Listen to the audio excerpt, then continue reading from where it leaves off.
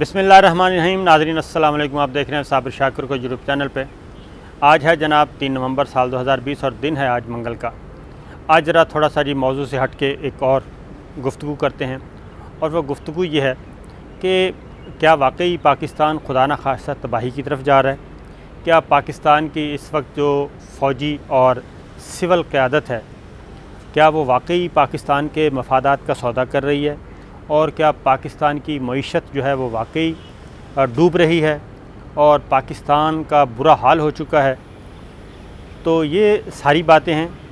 और क्या महंगाई का लेवल वही है जो कि हम देख रहे हैं? और महंगाई क्यों है? इसमें हुकूमत का कितना कसूर है और फिर हमारा अपना कितना कसूर है? ये सारी चीज़ें हैं।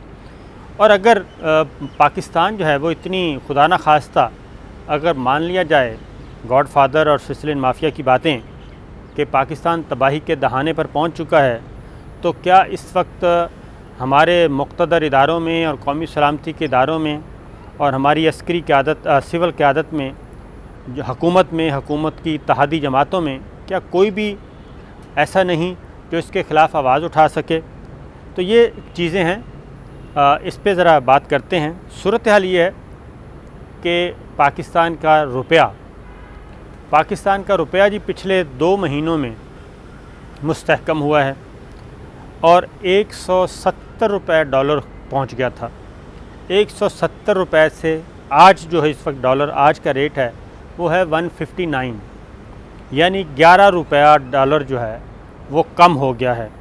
और लोग परेशान हैं कि जनाब जिन्होंने डॉलर जमा किए हुए थे और रुपए को कन्वर्ट करवाया हुआ था डॉलर्स में, कि डॉलर जो है वो उनके अंदाज़े के मुताबिक आज के दिन डॉलर जो है वो 175 और 180 तक जाना था, यानी कि 175 से 180 रुपये के दरमियान इस वक्त रेट होना चाहिए था उनके तखमीनों के मुताबिक, जो मार्केट को देखते हैं और जो ये ज़ख़ीरा अंदोज़ी करते हैं डॉलर की और जो डॉलर का कारोबार करते हैं, जिनको हम मनी चेंजर्स कहते हैं, उनके मुताबिक इस वक्त 175 से 80 रुपये मुतवक्के था डॉलर का रेट। लेकिन डॉलर का रेट मुसलसल गिर रहा है और डॉलर का रेट गिर कर आ गया है 159 तक।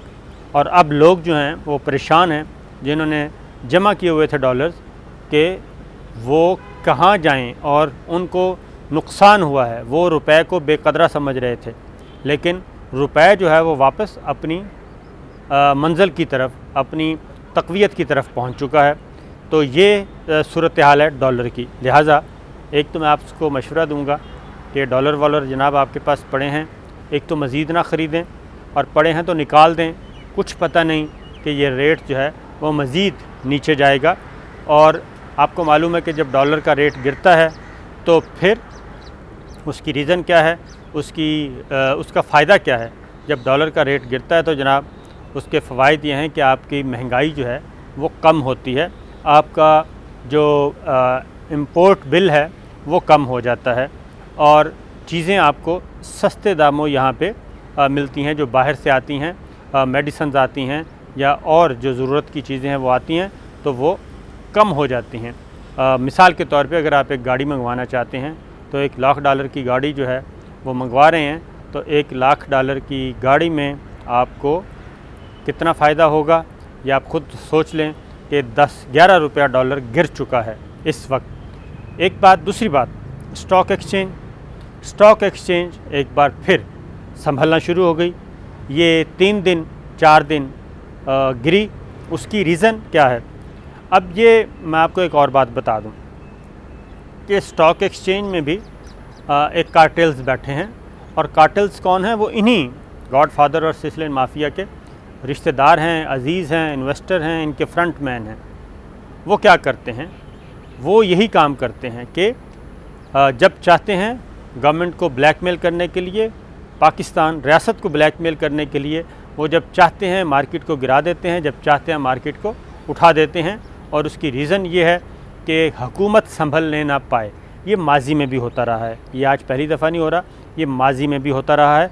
और जितने भी ये कार्टल्स के लोग हैं, जो माफियाज़ हैं, जो क्योंकि ऊपर देखें तो ये सब चंद लोग हैं गिनती के, जो ये सब कुछ कर रहे होते हैं, मैनिपुलेशन कर रहे होते हैं, मैनूवरिंग कर रहे होते हैं। तो जैसे ही संभलने का वक्त आता है और इनको पता होता है कि इकॉनमी संभल रही है और इकॉनमी का बुनियादी ढांचे में जो तब्दीलियां हो रही हैं उसका फ़ायदा कब और कितने अरसे के बाद होगा, ये ज़ाहिर है ये पुराने घाघ हैं, इनको पता होता है। तो सूरत हाल स्टॉक एक्सचेंज में जैसे ही अब एक हफ़्ता तकरीबन मंदे का रुझान रहा है स्टॉक एक्सचेंज में, और उसकी वजह क्या थी? उसकी वजह थी अपोजिशन और ख़ास तौर पे शरीफ फैमिली के बयानात और उनके साथ जुड़े हुए लोग, उन्होंने अनसर्टेनिटी पैदा कर दी थी। और जब अनसर्टेनिटी पैदा होती है, गैर यकीनी की सूरत हाल पैदा होती है, तो मार्केट पे मंदे का रुझान आता है। तो जनाब स्टॉक एक्सचेंज संभलना शुरू हो गई, डॉलर का रेट गिर के 159 तक पहुंच गया। दो बातें। तीसरा ये कि हमारा जो है हमारी एक्सपोर्ट जो है वो बहुत ज़्यादा हो रही है, यानी कि यहाँ से बैरून मुल्क माल जो है, हमारी मसनूआत, हमारी जो अशिया हैं वो बाहर जा रही हैं और उसके बदले में हमें डॉलर मिल रहा है, पाकिस्तान डॉलर रिसीव कर रहा है।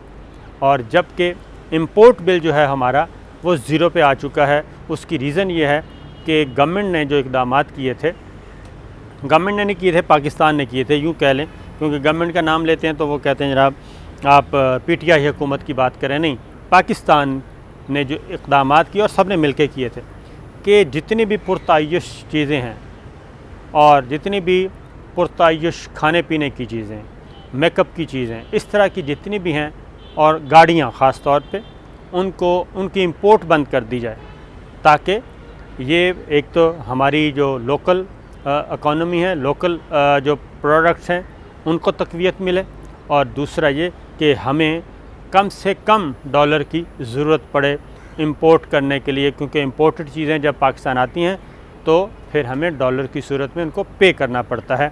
तो एक तो ये एक अच्छी ख़बर, मुसलसल अच्छी ख़बरें जो हैं इस वक्त। अब एक और चीज़ आज की है, वज़ीर आज़म इमरान ख़ान की सदारत में जनाब आज एक इजलास था और उसमें कुछ और चीज़ें सामने आई हैं। आपको मालूम है कि कंस्ट्रक्शन के शोबे को तो पहले ही पैकेज दिया जा चुका है, और जिसकी वजह से जो सनतें हैं कंस्ट्रक्शन से जुड़ी हुई वो एक्टिव हो चुकी हैं, और न सिर्फ एक्टिव हो चुकी हैं बल्कि उससे रोज़गार के मौक़े भी बहुत ज़्यादा मिलना शुरू हो गए हैं लोगों को, मज़दूरों से लेके, और जिसको हम कहते हैं मिस्त्री, मज़दूर, मिस्त्री, इलेक्ट्रिशियन, प्लम्बर, ये सारे का सारा, और ये क्या कहना चाहिए, ब्रिक्स का काम, सीमेंट इंडस्ट्री और आयरन इंडस्ट्री, तमाम की तमाम इंडस्ट्रीज़ जो हैं इससे जुड़ी हुई, वो सब की सब, इलेक्ट्रिक इंडस्ट्री जो है वो सारी, ये सब की सब एक्टिव हो चुकी है, और इसमें लोगों को रोज़गार मिलना भी शुरू हो गया है, मिल रहा है, बल्कि खुशहाल हैं। और अगर इसमें आज जनाब एक और काम किया है, आज इंडस्ट्री के लिए और ख़ास तौर पे स्मॉल और मीडियम इंडस्ट्री के लिए वज़ीर आज़म इमरान ख़ान की सदारत में एक इजलास हुआ, जिसमें क्या किया गया है, उसमें जनाब बिजली जो है वो मज़ीद 25% कम कर दी गई है। और पहले अगर एक आपको 100 रुपये की बिजली मिल रही थी सनतों को, तो उसमें 25% मज़ीद कम कर दिया गया है, और दूसरा जो पीक आवर्स होते थे उसमें उसकी कीमत बढ़ाई जाती थी 25%, तो आज वो कीमत जो है 50% कम कर दी गई है, यानी 100 रुपये की बिजली 50 रुपये में मिलेगी। अगर आप लाख रुपए की बिजली इस्तेमाल करते हैं महीने में सनत में, तो 50,000 की, अगर आपका 10 लाख का बिल आता था तो अब आएगा इंडस्ट्री को 5 लाख रुपए का बिल आएगा एक महीने का। और ये इसलिए की गई है कि जनाब हमारा जो हमारी क्या कहना चाहिए, कास्ट जो है वो कम आए, यानी जो पैदावारी लागत है वो कम हो जाए, और हम बैरूनी मंडी का मुकाबला कर सकें, और साथ ही साथ ये कि मुकामी तौर पे भी वो अशिया जो हैं वो सस्ती मिले लोगों को। और उसमें ख़ास तौर पे ये 1 नवंबर से शुरू हो चुका है जनाब, ये 1 नवंबर से इम्प्लीमेंट हो चुका है, और छोटी सनतों को इजाफी बिजली पर भी अब कोई कीमत नई कीमत नहीं देनी होगी, बल्कि सब एक ही रेट होगा। 50% रियायत दे दी गई है और ये 24 आवर्स एक ही रेट होगा, यानी कि वो सिलसिला ख़त्म कर दिया गया और 24 आवर्स जो है वो बिजली जो है वो फ्राहम की जाएगी। और इससे क्या होगा, इससे एक और चीज़ मैं आपको बता दूं कि सूरत हाल क्या थी। सूरत हाल ये थी कि जिस दौर को हम बहुत ज़्यादा दौर कहते हैं जनाब, पिछले दौर को, ये जो शरीफ फैमिली क्रेडिट लेती है, सुनहरी दौर जिसे कहते हैं, उस दौर में यहाँ से इंडस्ट्री जो है, ख़ास तौर पर टेक्सटाइल इंडस्ट्री ख़ास तौर पे कहूँगा, ये सारी की सारी 90%, मोर देन 90% बांग्लादेश शिफ्ट हो गई थी। और बांग्लादेश में हमारे बिज़नेसमैन जो हैं वो चले गए थे, इंडस्ट्रियलिस्ट वहाँ चले गए थे और अब वो सारी की सारी इंडस्ट्री जो है आहिस्ता आहिस्ता वापस आ रही है। और इस वक्त जो हमारी बात हुई बिज़नेस कम्युनिटी से, वो ये कहते हैं कि जनाब इस वक्त सूरत हाल ये है कि आपको जो लूम्स थी, लूमें जिनको कहते हैं, वो अब ना सिर्फ सारी की सारी एक्टिव हो रही हैं, बल्कि नई लूमें लगाने के लिए आपको मशीनरी नहीं मिल रही। लोग इस तरफ आ रहे हैं और चूँकि ये एक बहुत बड़ा पैकेज अनाउंस हुआ है और इससे रोज़गार, ज़ाहिर है जी, जो वहाँ पे रोज़गार जिन लोगों को मिला हुआ है वो उनको भी फ़ायदा होगा और उनकी भी तनख्वाहों में, क्योंकि अब असल जो बात है वो ये है, हमारी जी अभी तक हमारी जो है 70% बिजली वो इम्पोर्टेड फ्यूल पर बन रही थी और अब शमसी तवानाई को एक्टिव किया जा रहा है और मुआहदा जो है वो 24 रुपये फ़ी यूनिट महंगी बिजली के लिए किए गए थे, लेकिन अब उसमें बेहतरी आएगी और हकूमती इक़दामात से जनाब 70 से 80% एनर्जी जो है वो कौम के वसाइल से इस्तेमाल होगी।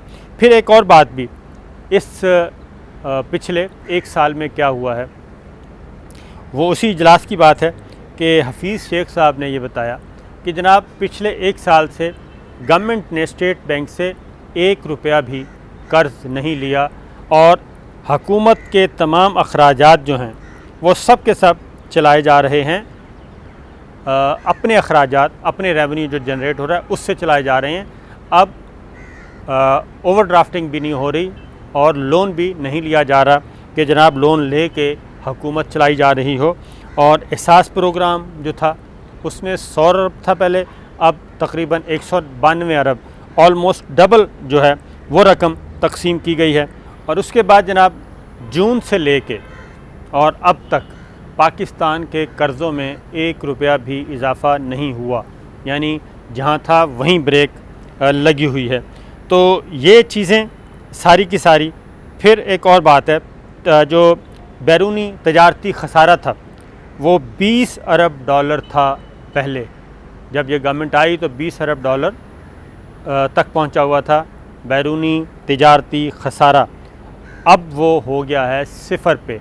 तो ये जो चीज़ें हैं ये वो चीज़ें हैं जो कि बता रही हैं कि खामोशी से काम हो रहा है और स्ट्रक्चर तब्दील किया जा रहा है इकॉनमी का, और उसमें कुछ मजबूत बुनियादों पे बातें की जा रही हैं, काम किए जा रहे हैं। इसी तरीके से ये जो बिजली सस्ती और महंगी वाला मुआहदे जो हुए हैं, IPPs जिनको कहा जाता है, हमारे अब जी डैम्स जो हैं वो बनना शुरू हो गए हैं, काम उन पे शुरू है और इनके जो फल है वो हम 5-7 साल के बाद हमें आना शुरू होगा। लेकिन प्रोजेक्ट शुरू हो चुके हैं गिलगित बल्तिस्तान में भी, AJK में भी और बाकी मुल्क के दीगर हिस्सों में भी। और ऑयल और गैस की तलाश जो है वो कुएँ खोदे जा रहे हैं और कामयाबी भी हो रही है। तो ये सिचुएशन है और इसलिए हम ये कहें कि जनाब, लेकिन एक बात ज़रूर कहूँगा, अब महंगाई की बात है। महंगाई, अब ये जितनी भी सहूलतें सनतकारों को मिल रही हैं और कारखानादारों को मिल रही हैं, अब ये उनका फ़र्ज़ बनता है, ये हुकूमत को भी चाहिए कि कोई ऐसा होना चाहिए मेकनिज़म कि जनाब जितने मराहत आप इनको दे रहे हैं, इंसेंटिव दे रहे हैं, उसका फ़ायदा आम आदमी तक भी पहुंचना चाहिए। ये नहीं होना चाहिए कि ये सारे का सारा प्रॉफिट जो है इंडस्ट्रियलिस्ट की जेब में चला जाए, कारखानेदार की जेब में चला जाए और कारकुनों को और आवाम तक इस की ये जो सस्ती चीज़ें प्रोवाइड की जा रही हैं गवर्नमेंट की तरफ से, उसका फ़ायदा ना मिले। बाकी रहा किसानों को, जनाब किसानों को ज़रूर मज़ीद इंसेंटिव देना चाहिए और 70% आबादी हमारी किसानों के देहातों पे है और ज़रई मईशत जो ज़राअत है हमारी, वो मईशत की बैकबोन हो सकती है और पूरा मुल्क हम सिर्फ ज़रई इनकलाब लाकर पूरे मुल्क को सीधा कर सकते हैं, कर्ज़े उतार सकते हैं और खुशहाली ला सकते हैं। क्योंकि किसान खुशहाल होता है तो वहाँ पैदावार, ज़रई पैदावार बढ़ती है, तो उसका फ़ायदा अल्टीमेटली हर आम आदमी तक जाता है। और एक अगर देहात में एक मौज़े में अच्छी फ़सल आए तो पूरे मौज़े को फ़ायदा होता है और एक कस्बे में फ़सल अच्छी आए तो पूरा कस्बा उससे फ़ायदा उठा रहा होता है। तो अगर पूरे मुल्क के ज़रई ज़मीन जो है और ज़रई शोबा जो है उसको हम अगर खड़ा करेंगे तो यकीनन पाकिस्तान में सब्ज़ इनकलाब अमलन आएगा और बहुत कम अरसे में आएगा। तो आज मैंने कहा कि ज़रा आपसे ये गुफ्तगू कर लूँ कि ठीक है, महंगाई बिल्कुल है, तो महंगाई को ख़त्म करने के लिए भी हुकूमत और ये जो हम आम शहरी हैं, ये मिल के अगर काम करें तो भी फ़ायदा हो सकता है। मसलन बहुत सारे ऐसी चीज़ें हैं जो ये दानिस्ता क्या कहना चाहिए, जो कार्टल्स बैठे हैं वो दानिस्ता इसको महंगा करते हैं। तो उसका एक और तरीका भी हम कर सकते हैं। सारिफ जो हैं, अगर टमाटर महंगा है, 200 रुपये किलो हो गया है, तो हम 1 किलो के बजाय 1 पाव पे आ जाएं और अगर नहीं तो दही की तरफ आ जाएं। तो ये सारी चीज़ें हो सकती हैं जनाब। और हम ब्लैकमेल हमें नहीं होना चाहिए और हमें बाइकआउट करना चाहिए ऐसी चीज़ों का। तो ये जितने भी कार्टल्स हैं, माफियाज़ हैं, हुकूमत इनको ठीक कर पाए या ना कर पाए, लेकिन हम खुद इसको ठीक कर सकते हैं। तो अगली वीडियो में कुछ और चीज़ें लेकर आएंगे।